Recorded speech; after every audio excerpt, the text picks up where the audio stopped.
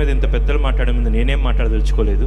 ఒక గొప్ప చిత్రాన్ని మలుస్తున్నా అనే భావన నాలో ఉంది. ఒక గొప్ప కథను తీసుకెళ్తే మరుక్షణమే దాన్ని ఆమోదించి చేద్దామని నన్ను ముందు నుండి నడిపిస్తున్న బాలయ్య బాబుకి మీరు అన్నట్టు జై బాలయ్య, జై జై బాలయ్య.